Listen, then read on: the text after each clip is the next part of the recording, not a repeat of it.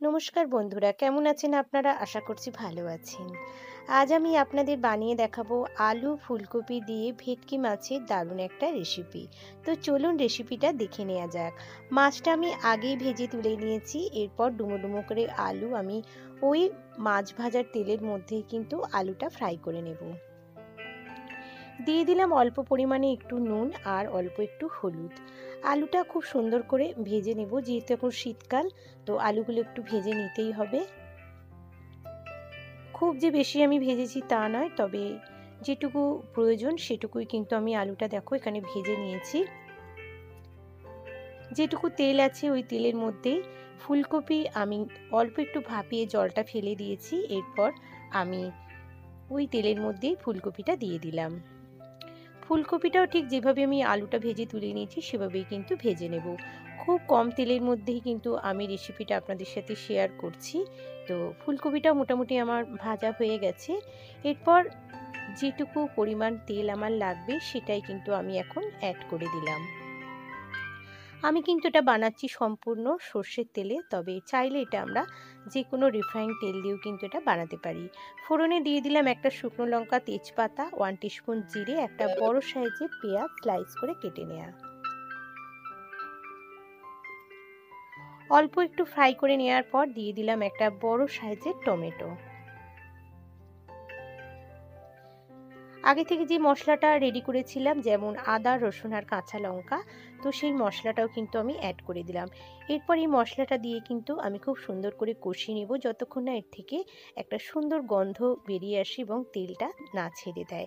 তো তার আগে এখানে অ্যাড করে দিচ্ছি পরিমাণ মতো হলুদ গুঁড়ো, পরিমাণ মতো লঙ্কার গুঁড়ো। যেহেতু আমি কাঁচা লঙ্কা দিয়েছি তাই লঙ্কা গুঁড়োটা একটু কমই দিলাম। দিয়ে দিলাম 1 টিস্পুন মতো ধনে গুঁড়ো, দিয়ে দিলাম পরিমাণ মতো নুন।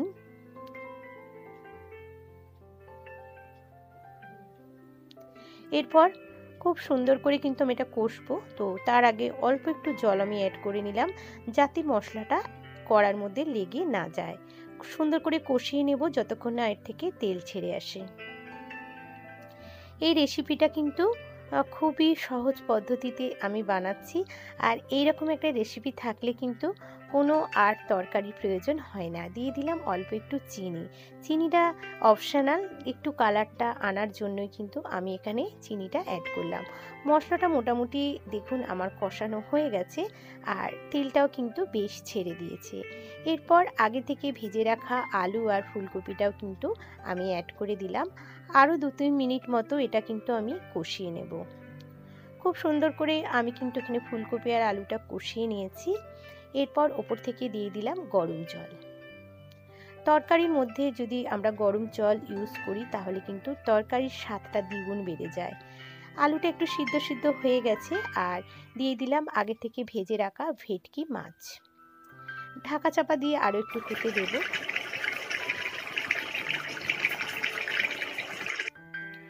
অলমোস্ট কিন্তু ফুলকপি, আলু, ভেটকি দিয়ে দারুণ একটা রেসিপি আমার রেডি হয়ে গেছে। দিয়ে দিলাম 1 টিস্পুন মতো ঘি আর ওপর থেকে ছড়িয়ে দিলাম গরম মশলা।